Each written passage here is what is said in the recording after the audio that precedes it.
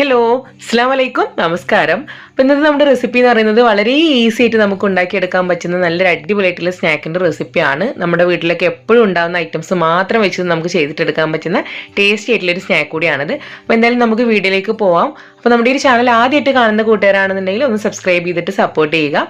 കൂടെ അതിൻ്റെ തൊട്ടടുത്ത് കാണുന്ന ഒരു ബെല്ലൈക്കനും കൂടെ ഒന്ന് ഇനേബിൾ ചെയ്തിട്ട് വെക്കുക. അപ്പോൾ ആദ്യം തന്നെ നമ്മുടെ ഈ ഒരു സ്നാക്ക് ചെയ്യാൻ വേണ്ടിയിട്ട് ഇതിലേക്ക് വേണ്ടിയിട്ടുള്ള ഫില്ലിംഗ് ആണ് നമ്മൾ ആദ്യം റെഡിയാക്കിയിട്ട് എടുക്കുന്നത്. അതിന് വേണ്ടിയിട്ട് ഇതുപോലെ ഒരു നോൺ സ്റ്റിക്ക് പാൻ എടുത്ത് സ്റ്റോവിൽ വെച്ച് ചൂടാക്കി എടുത്തിട്ടുണ്ട്. ഇതിലേക്ക് 2 ടേബിൾ സ്പൂണോളം നമ്മുടെ പ്യൂർ ആയിട്ടുള്ള നെയ്യാണ് ഞാൻ ചേർത്ത് കൊടുക്കുന്നത്. നിങ്ങൾക്ക് വേണമെങ്കിൽ ഇത് ബട്ടറിലും ചെയ്യാവുന്നതാണ്. അപ്പോൾ നെയ്യൊക്കെ നന്നായിട്ട് മെൽറ്റ് ആയി വന്നിട്ടുണ്ട്. ഇനി ഇതിലേക്ക് നമ്മൾ ചേർത്ത് കൊടുക്കാൻ പോകുന്നത് നേന്ത്രപ്പഴമാണ്. ഇതേ രീതിയിൽ ചെറുതായിട്ട് കട്ട് ചെയ്തെടുത്തിട്ടുള്ള 2 നേന്ത്രപ്പഴമാണ്. അത്യാവശ്യം സൈസുള്ള 2 നേന്ത്രപ്പഴമാണ് ഞാൻ എടുത്തിട്ടുള്ളത്. അത് നിങ്ങൾക്ക് എത്രത്തോളം ക്വാണ്ടിറ്റി വേണോ അതിനനുസരിച്ചിട്ടുള്ള നേന്ത്രപ്പഴം എടുക്കുക. അപ്പോൾ ഈ ഒരു നേന്ത്രപ്പഴം നമ്മൾ നെയ്യിൽ ചേർത്തിട്ട് നന്നായിട്ടൊന്ന് വഴറ്റിയെടുക്കുകയാണ്. ഒരുപാട് വഴറ്റി നമ്മൾ കുഴഞ്ഞു പോകുന്ന ഒരു കണ്ടീഷൻ ആക്കി എടുക്കണ്ട. നന്നായിട്ടൊന്ന് നെയ്യിൽ നമ്മളൊന്ന് വഴറ്റിയിട്ട് അതിനെ ഒന്ന് വാട്ടിയെടുക്കാന്ന് വേണമെങ്കിൽ പറയാം. ആ രീതിയിൽ ചെയ്തെടുത്താൽ മതിയാകും. ഇതിലേക്ക് നമുക്ക് ചേർക്കേണ്ടത് കുറച്ച് ഫ്രഷ് ആയിട്ടുള്ള തേങ്ങ ചിരകിയതാണ്. ഞാനിവിടെ ഒരു 1/4 കപ്പോളം തേങ്ങ ചിരകിയത് ചേർക്കുന്നുണ്ട്. നമ്മളിങ്ങനെ തേങ്ങ ചേർക്കുമ്പോൾ ഫ്രഷ് ആയിട്ടുള്ള തേങ്ങ തന്നെ ചേർക്കാം കേട്ടോ. നമ്മൾ ഫ്രിഡ്ജിലൊക്കെ വെച്ച് ഒരുപാട് പഴക്കം വന്നിട്ടുള്ള തേങ്ങയാവുമ്പോൾ അത് കഴിക്കുമ്പോൾ അത്ര ടേസ്റ്റ് ഉണ്ടാവില്ല. അതുകൊണ്ട് ഫ്രഷ് ആയിട്ടുള്ള തേങ്ങ തന്നെ ചേർത്ത് കൊടുക്കുക.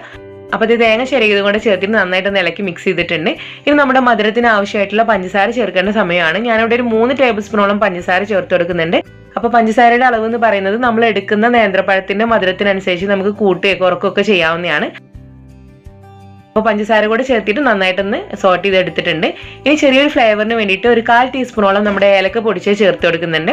ആ ഒരു ഫ്ലേവർ നിങ്ങൾക്ക് ഇഷ്ടമാണെങ്കിൽ മാത്രം ചേർത്ത് കൊടുത്താൽ മതിയാകും. അടുത്ത് ഞാൻ ഇതിലേക്ക് ചേർക്കുന്നത് കുറച്ച് കാഷ്യൂനട്ട് കട്ട് ചെയ്തെടുത്തുള്ളതാണ്. ഇത് ഓപ്ഷനിലാണ്, കയ്യിലുണ്ടെങ്കിൽ മാത്രം ചേർത്തിയാൽ മതിയാകും. ഇതിന് കൂടെ നിങ്ങൾക്ക് വേണമെങ്കിൽ കാഷ്യൂനട്ടിന്റെ കൂടെ റൈസിൻസ് അതല്ലെങ്കിൽ ബദാം അങ്ങനെയുള്ള നിങ്ങൾക്ക് ഇഷ്ടമുള്ളത് എന്തും ഇതിലേക്ക് ചേർക്കാവുന്നതാണ്. കാഷ്യൂനട്ടും അതുപോലെ തന്നെ ഏലക്ക പൊടിച്ചും കൂടെ ചേർത്തിട്ട് വീണ്ടും നന്നായിട്ടൊന്ന് ഇളക്കി മിക്സ് ചെയ്തിട്ട് കൊടുക്കുകയാണ്. ഇതൊക്കെ ചെയ്യുമ്പോൾ നമ്മൾ തീ ഒന്ന് കുറച്ച് വെച്ചിട്ട് മാത്രം ചെയ്തിട്ട് കൊടുക്കുക.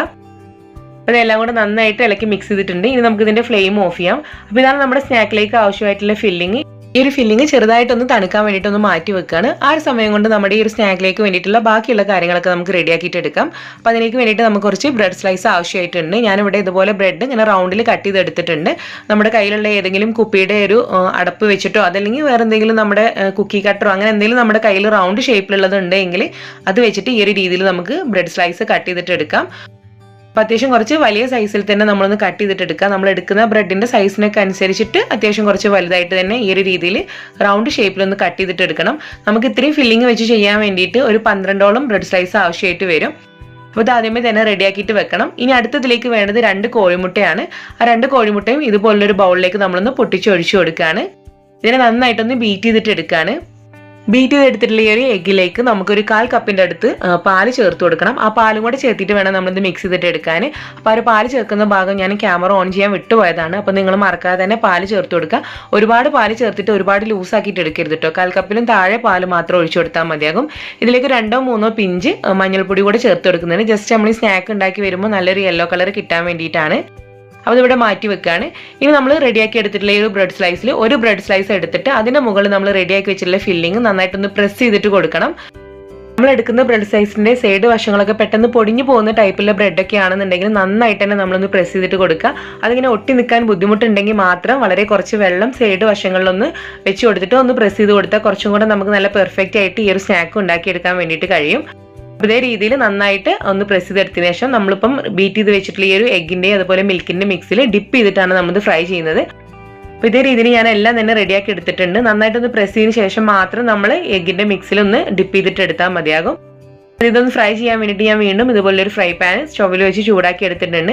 നിങ്ങൾക്ക് ഇത് വേണമെങ്കിൽ നെയ്യിലോ അതല്ലെങ്കിൽ ബട്ടറിലോ ഫ്രൈ ചെയ്തിട്ട് എടുക്കാവുന്നതാണ്. ഞാനിപ്പം വീണ്ടും ഗീ തന്നെയാണ് ഒഴിച്ചു കൊടുത്തിട്ടുള്ളത്. ഇത് നമ്മൾ റെഡിയാക്കിയിട്ടുള്ള ഒരു പാലിൻ്റെയും മുട്ടയുടെയും മിക്സിൽ ഇത് നന്നായിട്ടൊന്ന് ഡിപ്പ് ചെയ്തതിന് ശേഷം പാനിലേക്ക് വെച്ച് കൊടുക്കുകയാണ്. ഡീപ്പായിട്ട് ഫ്രൈ ചെയ്യേണ്ട ആവശ്യമില്ല. ഒന്ന് തിരിച്ചു മറിച്ചിട്ടിട്ട് നമ്മളൊരു നല്ലൊരു യെല്ലോ ഗോൾഡൻ കളർ ഷെയ്ഡ് വരുന്നവരൊന്ന് തിരിച്ചു മറിച്ചിട്ടിട്ട് ഒന്ന് കുക്ക് ചെയ്തെടുത്താൽ മതിയാകും.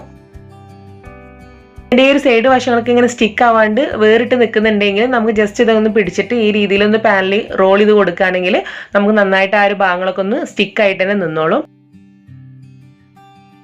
അപ്പോൾ ഇതേ രീതിയിൽ നമ്മൾ ബാക്കി റെഡിയാക്കിയിട്ടതെല്ലാം തന്നെ ചെയ്തിട്ട് എടുക്കണം.